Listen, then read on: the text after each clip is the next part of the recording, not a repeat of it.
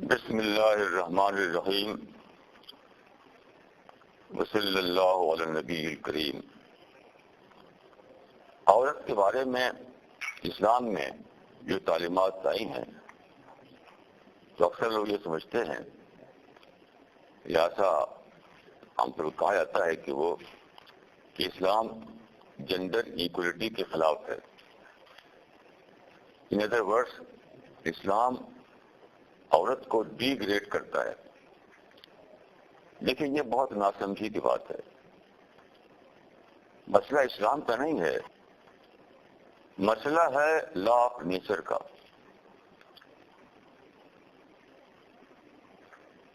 اسلام دین فطرت ہے، اسلام religion of nature ہے۔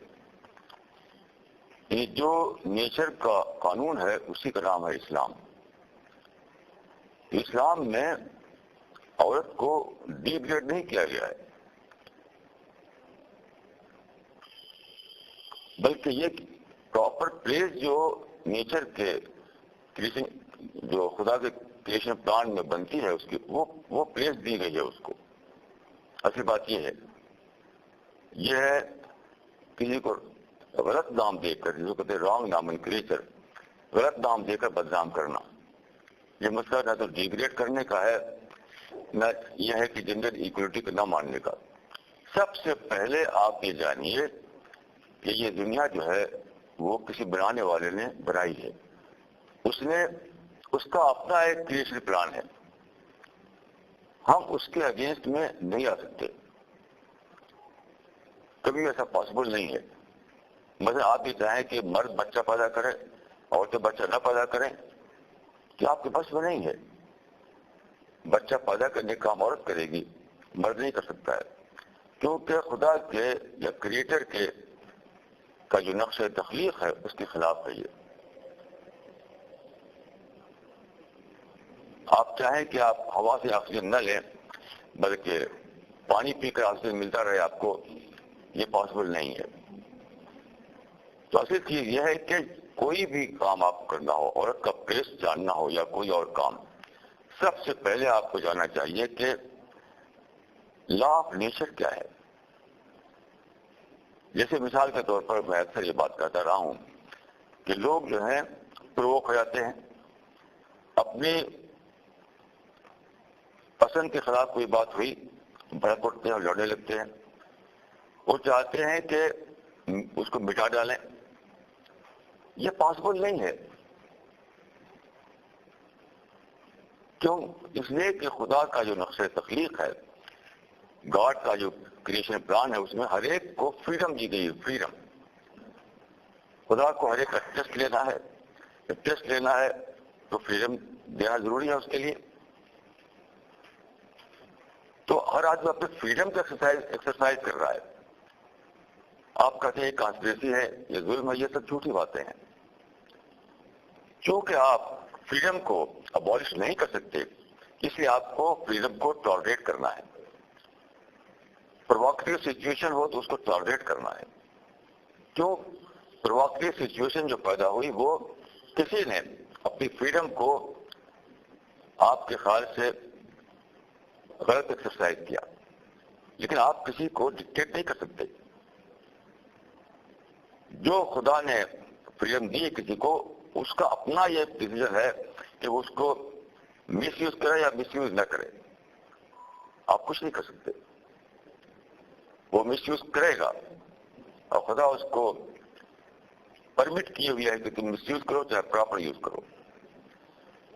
تو جس چیز کو آپ کہتے ہیں کہ میرا دل دکھا اور میرے جذبات کو ٹھیس لگی اور میں پرووک ہو گیا، مجھے غصہ آ گیا، وہ کیا ہے؟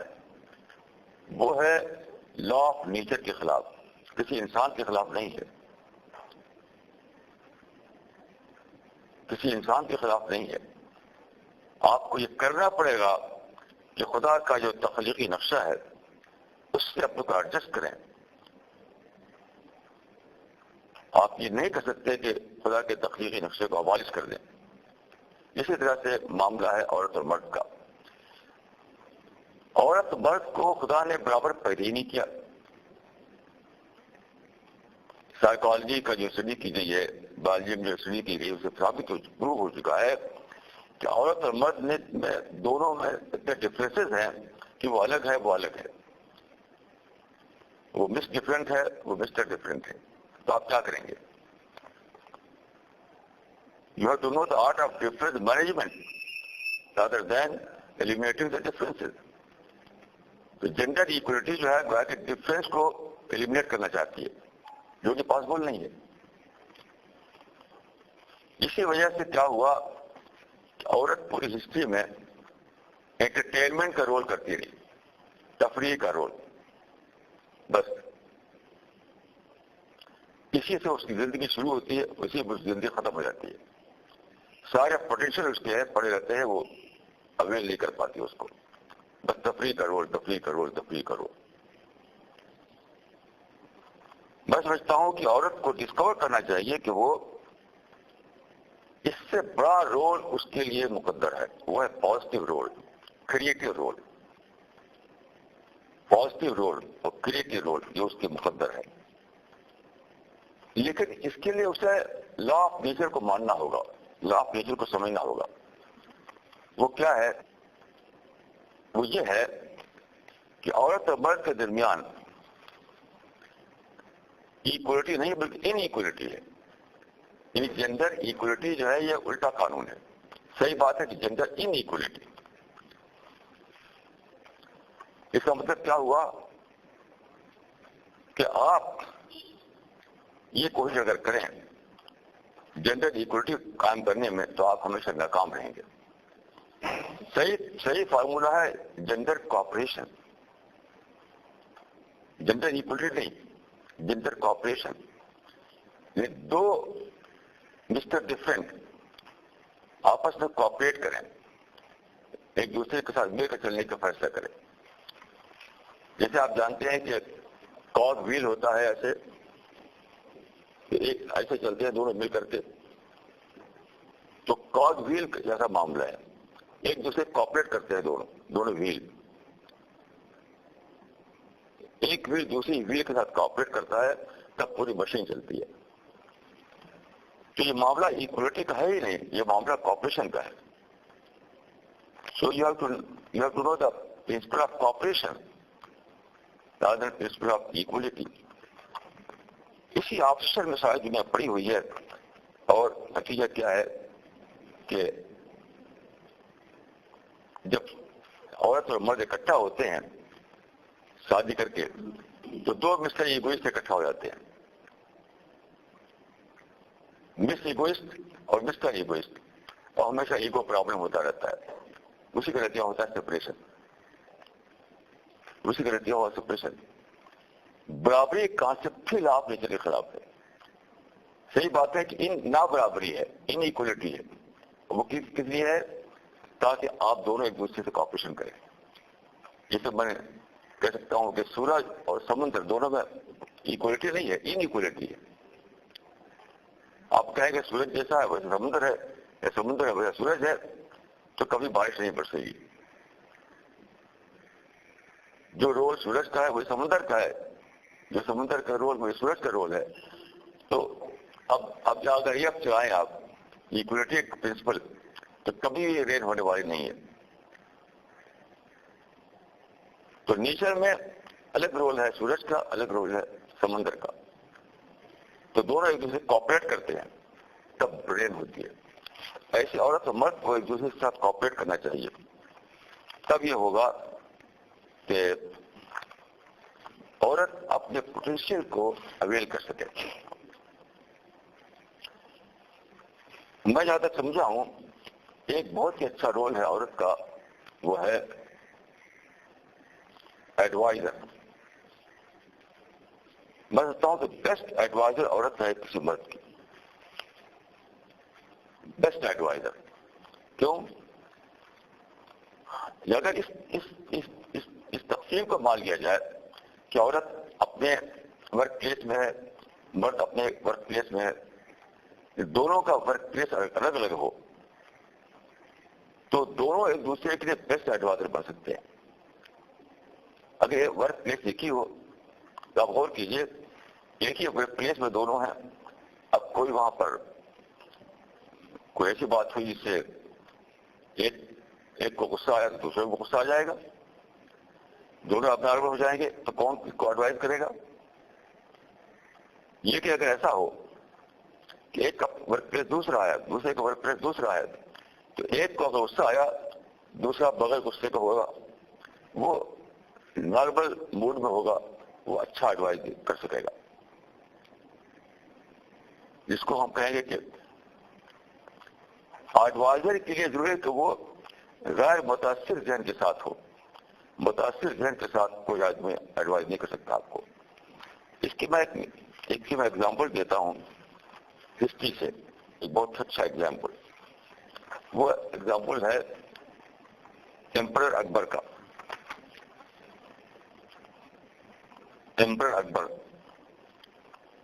جو آپ جانتے ہیں کہ انڈیا میں مغل رول شروع ہوا بابر سے, اس کے بعد ہمایوں تھا, تو تھرڈ تھا اکبر.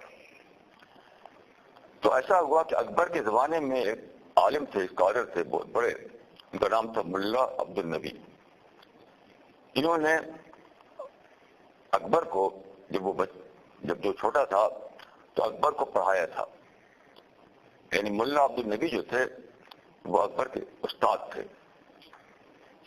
تو کیا ہوا کہ ایک دن ایسا ہوا کہ ملا عبد النبی اکبر کے دربار میں آیا. تو اس دن کچھ ہندوؤں کا کچھ دیوالی وغیرہ کا دن تھا, تو اکبر نے اس لحاظ سے گیروا کپڑا پہن لیا تھا, سیفرن, صرف اس لیے کہ لوگوں کی دلجوئی کے لیے, لوگوں کے جذبات کی رعایت کے لیے. میں سمجھتا ہوں کہ کوئی حرج نہیں تھا اگر اس نے کیا اس نے ایسے تو. لیکن ملا عبد النبی جو ہے بہت ٹریڈیشنل قسم کے آدمی تھے, تو غصہ ہو گئے اور اس جذبے کے تحت کہ میں اکبر کا استاد ہوں, اس کو ان کے ہاتھ میں ایک چھڑی ہوا کرتی تھی, اس چھڑی سے اکبر کو مار دیا. ایک دربار میں بیٹھا ہوا ہے, تخت پہ بیٹھا ہوا ہے, وہ سارے لوگ وہاں پہ موجود ہیں, سب کے سامنے انہوں نے اکبر کو مار دیا ڈنڈے سے. تو کیا ہوا پھر, اکبر خاموشی کے ساتھ چلا گیا اندر. وہاں اس کی ماں تھی, اس کا نام تھا مریم زبانی. تو اپنی ماں سے اکبر نے کہا کہ آج بہت برا ہوا. اس نے پوچھا کیا ہوا؟ کہا کہ ملا عبد النبی کو میں بڑی عزت کرتا ہوں کیونکہ میرے استاد تھے, کہ آج انہوں نے یہ کیا کہ بڑے دربار میں اس کو ڈنڈے سے مار دیا. اکبر کے دل میں تھا کہ ان کو قتل کروا دے, کیونکہ ایک ورڈ اس کے منہ سے نکلنا تھا اور اس کا سر قلب ہو جاتا, کیونکہ آپ جانتے کہ ایمپرر تھا وہ. تو اب اکبر جو تھا وہ تو انفلوئنس تھا ان حالات سے جہاں سے وہ واقعہ پیش آیا, یعنی متاثر ذہن کے ساتھ سوچتا تھا. لیکن اس کی ماں جو تھی وہ باہر تھی گھر کے اندر, وہ غیر متاثر ذہن کے ساتھ سوچ سکتی تھی, وہ انفلوئنس نہیں ہو سکتی تھی اس واقعے سے, کیونکہ اس میں وہ پریزنٹ نہیں تھی وہ. تو اس نے کہا, ماں نے کہا کہ بیٹے معاف کر دو. اب دیکھیے کہ ایک ہے متاثر ذہن یعنی اکبر کا, ایک ہے غیر متاثر ذہن وہ ہے ماں کا. یعنی ایک انفلوئنس میں ہے, ایک انفلوئنس سے باہر ہے. جو ذہن, جو مائنڈ انفلوئنس سے باہر تھا وہ بہت ہی پازیٹیو سوچ سکا اور بہت ہی پازیٹیو قسم کا ایڈوائس دے سکا. تو اس کی ماں نے کہا کہ بیٹے معاف کر دو. ہسٹری میں لکھا جائے گا کہ ایمپرر کو بڑے دربار میں ڈنڈے سے مارا گیا اور اس نے معاف کر دیا, اور واقعہ وہ ہسٹری میں لکھا گیا, جس کو میں آج دوہرا رہا ہوں آپ کے سامنے. تو یہ میں کہتا ہوں کہ ورک پلیس میں ایک ہونا یہ بالکل یعنی اسٹوپڈ اسکیم ہے. کہ دونوں اگر ایک ہی ورک پلیس میں ہیں تو دونوں ہی ایک ہی ڈھنگ کے تاثر میں جیتے ہیں, ایک ہی چیز سے انفلوئنس ہو کر رہ رہے ہیں وہ. تو کون کس کو ایڈوائز کرے گا؟ اس کا اسلام کی اسکیم یہ ہے کہ دونوں کا ورک پلیس الگ الگ ہو. مثلاً عورت جو ہے اگر ایجوکیشن کے ورک پلیس میں ہے اور مرد جو ہے ایڈمنسٹریشن میں کام کر رہا ہے تو دونوں ایک دوسرے کے بیسٹ ایڈوائزر بن سکتے ہیں. تو اسلام کا جو اسلام نے جو رکھا ہے اصول وہ ڈی گریڈ کرنا نہیں ہے، ورک پلیس کو بدلنا ہے. یعنی یہ ہے رانگ نامنکلیچر، بیڈ نام دینا ایک اچھی اسکیم کو. تو اس کو آپ سمجھ لیجئے کہ اسلام کا جو پرنسپل ہے وہ یہ نہیں ہے کہ دونوں میں برابری نہ رہے.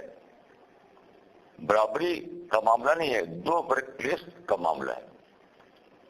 اور دو ورک پلیس کے جہاں اور فائدے ہیں، بہت سے فائدوں میں سے ایک فائدہ یہ ہے کہ دونوں کو بہت اچھے قسم کا ایڈوائزر مل جاتے ہیں. آپ جانتے ہیں اس بات کو اچھی طریقے سے کہ ایڈوائز کرنے کے لیے ہیلدی مائنڈ چاہیے، انبائسڈ مائنڈ چاہیے، غیر متاثر ذہن چاہیے. تو کتنی اچھی اسکیم یہ ہے کہ ورک پلیس دونوں کا دو ہو. دنیا میں ہزاروں کام ہے، کوئی ایک کام تو ہے نہیں، ہزاروں کام ہے.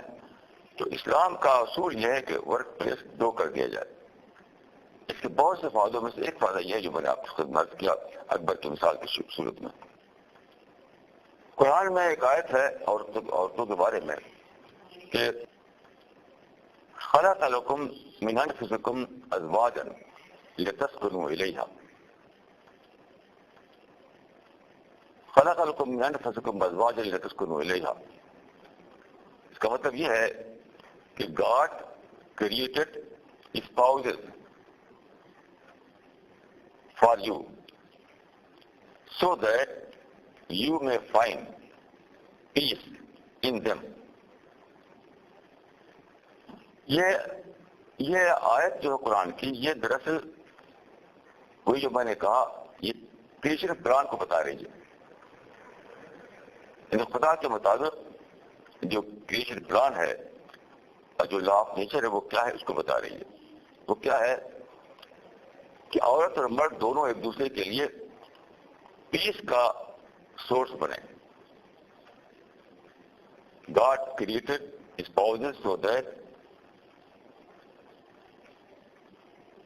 they find peace in them.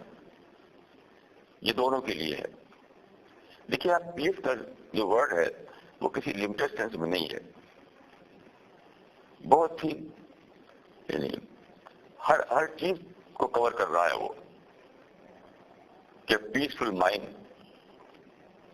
اور ایک دوسرے کے ساتھ مل جل کر رہنا، ایڈجسٹ کر کے رہنا، ایک دوسرے کے یوزفل بننا، ایک دوسرے کے لیے بہت اچھے پارٹنر بننا، ایک دوسرے کے بیسٹ ایڈوائزر بننا، یہ سب اس میں انکلوڈیڈ ہے. یہ خدا کی اسکیم. تو اس اسکیم کو سامنے رکھ کر جب آپ زندگی کا نقشہ بنائیں گے تو تبھی وہ نقشہ صحیح ہوگا.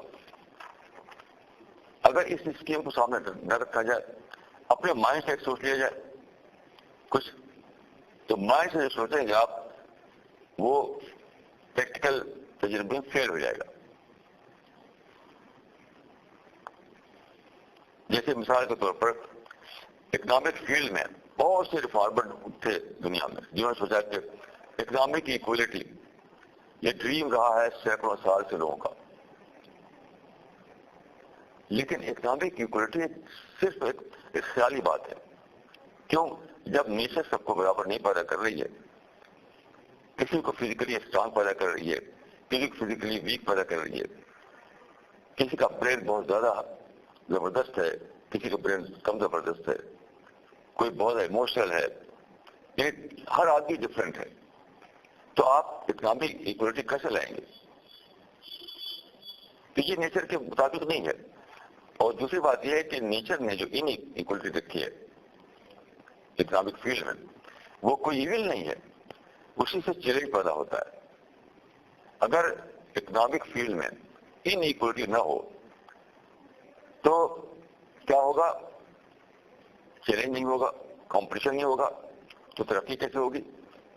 اسی لیے میں کہا کرتا ہوں کہ سینکڑوں سال سے ہمارے سارے تھنکر ریفارمرز یہ سوچتے رہے ہیں کہ ہیوز اور ہیو ناٹس میں بانٹتے رہے انسانیت کو. کچھ ہیوز ہیں، کچھ ہیو ناٹس. میں نزدیک یہ جھوٹی تقسیم ہے، جھوٹی تقسیم ہے.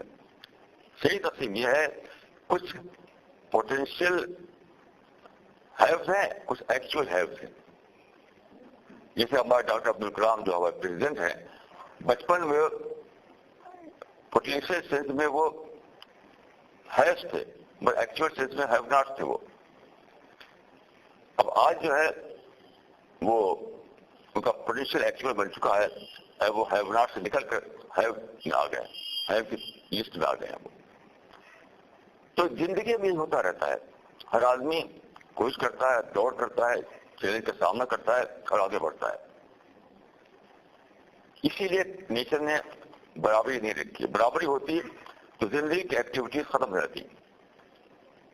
زندگی کی ایکٹیویٹیز کو جاری رکھنے کے لیے ضروری تھا کہ برابری نہ ہو. اب آپ جو سوچتے ہیں کہ اکنامک ایکولیٹی، تو آپ نیچر کے اگینسٹ میں سوچ رہے ہیں جو ہونے والی نہیں ہے. کیسے ہوگی؟ جب نیچر کی اسکیم ہی وہ نہ ہو تو کیسے ہو جائے گی؟ یہاں میں آپ کو ہسٹری کی ایک مثال دینا چاہوں گا کہ کسی عورت نے کس طرح اپنے پوٹینشیل کو استعمال کر کے بہت بڑا کام کیا. میرے اسٹڈی کے مطابق ایسی عورتیں بہت کم ہیں، کیونکہ بیشتر عورتیں وہی ہیں کہ اپنے آپ بھی جیتی اور مر جاتی ہیں، اپنے آپ بھی جیتی اور مر جاتی ہیں. وہ جاننے کی کوشش نہیں کرتی کہ لا آف نیچر کیا ہے، نیچر کے مطابق ان کا پوٹینشیل کیا ہے، یہ جاننے کی کوشش نہیں کرتی. تو یہ ہے کہ وہ ایسی جیتی ہیں، ایسی مر جاتی ہیں. تو میں دو مثال آپ کو پیش کرنا چاہتا ہوں یہاں پر. ایک مثال ہے تھامس الوا ایڈیسن کی. یہ امریکہ کا سائنٹسٹ تھا جس کی ڈیتھ ہوئی ہے 1931 میں، 1921 میں. تھامس الوا ایڈیسن آپ جانتے ہیں کہ یہ بہت ہی بڑا انوینٹر مانا جاتا ہے، شاید سب سے بڑا، کیونکہ اس کے انوینشنز کی تعداد 1000 سے زیادہ ہے. بہت زیادہ چیزوں سے انوینٹ کی. 1000 سے زیادہ یا 100 زیادہ، میں بھول رہا ہوں، یا تو 100 زیادہ یا 1000 زیادہ، بہت زیادہ ہے وہ. اس کو آپ دیکھ لیجیے گا.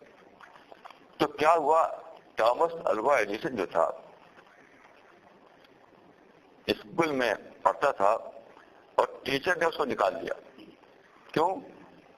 اس نے سمجھا کہ یہ ریٹارڈر بچہ ہے، ایک کان سے سن نہیں سکتا تھا، دوسرے کان سے بھی تھوڑا کم ہی سنتا تھا. تو کم سننے کو انہوں نے سمجھا کہ ریٹارڈر بچہ ہے، اس کو نکال دیا. اب پھر اس کو کسی اسکول میں ایڈمیشن نہیں ملا. یہی انسان جو ہے وہ تھامس الوا ایڈیسن بنا. جس لیے آپ یہ جو بلب آپ گھروں میں جلتے ہیں، سفید بلب، یہ سفید بلب کسی ایڈیسن نے بنایا تھا. اور ساری دنیا میں آپ دیکھتے ہیں سفید بلب، جس کو مرکری بلب کہا جاتا ہے، یہ سب ایڈیسن نے بنایا تھا. اور بہت ساری چیزیں. تو کیا ہوا، اس کی ماں تھی، اس کا نام تھا نینسی، مس نینسی. نینسی ایک ٹیچر تھی. جب اس نے دیکھا کہ میرے بچے کو کہیں ایڈمیشن ملنے والا نہیں ہے، جو ڈکلیئر کر دیا ریٹارڈر ہے وہ، لیکن اس نے دیکھا کہ یہ انٹیلیجنٹ بچہ ہے، ایسا نہیں ہے کہ وہ اس کے اندر مائنڈ نہ ہو. تو اپنی سارے اٹینشن اس نے بچے پر لگا دی. سب سے پہلے اس کے اندر لرننگ کا شوق پیدا کیا. وہ کہتا ہے کہ لرننگ کا شوق سب سے پہلے میری ماں نے میرے اندر پیدا کیا، ورنہ میں جانتا نہیں تھا کہ لرننگ بھی کوئی امپورٹنٹ چیز ہے. اور اس کے بعد اس کو پڑھایا، اس کے لیے کتابیں لائی، اس کو انگلش میں اچھا بنایا، اس کے لیے لیبورٹری بنائی گھر کے اندر، بہت کچھ کرتی رہی. اسی لیے ایڈیسن نے کہا ہے اپنے دماغ کے بارے میں کہ behind all of my success, my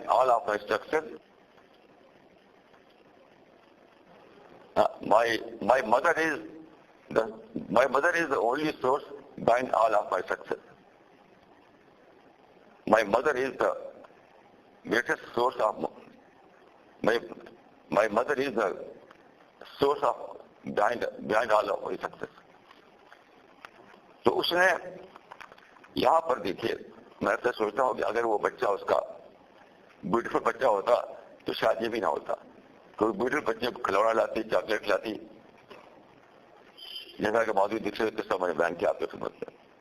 اپنے بیوٹیفل بچوں کے لیے وہ اپنے کو فنا کی ہوئی ہے. وہ بچہ بتا ریٹارڈڈ تھا، شکل صورت بھی اچھی نہیں تھی، تو اس کو کھلونا اور ٹافی کا وہ نہیں بن سکا، بلکہ اسے پڑھایا، اس کو پڑھاتے پڑھاتے اس کو سائنٹسٹ بنا دیا. تو میں سمجھتا ہوں کہ یہ ایک اچھی مثال ہے ہسٹری میں کہ ایک عورت نے ایک ریٹارڈڈ بچے کو جب اپنی ٹارگٹ بنایا تو اس کو ایک بڑا سائنٹسٹ بنا دیا اس نے. ایسی ہسٹری میں مثالیں بہت کم ہیں، میرے علم میں تو نہیں ہے، لیکن اس میں آپ دیکھ سکتے ہیں کہ کس طرح ایک عورت اپنے پوٹینشیل کو انسانیت کی تعمیر میں استعمال کر سکتی ہے، کس طرح انسانیت کی ترقی میں وہ انسانیت کی ترقی کے قافلے کو آگے بڑھا سکتی ہے. یہ صرف مس نینسی کے لیے پاسبل نہیں تھا، بلکہ ہر ایک کے لیے پاسبل ہے. میں سمجھتا ہوں کہ ہر عورت کے لیے پاسبل ہے کہ وہ تاریخ کے سفر کو آگے بڑھائے اور کوئی بڑا کام کر کے دنیا سے جائے، بشرطے کہ وہ اپنے پوٹینشیل کو دریافت کرے اور اس کو مینج کر سکے. اقول قولی ھذا واستغفر اللہ لی ولکم اجمعین.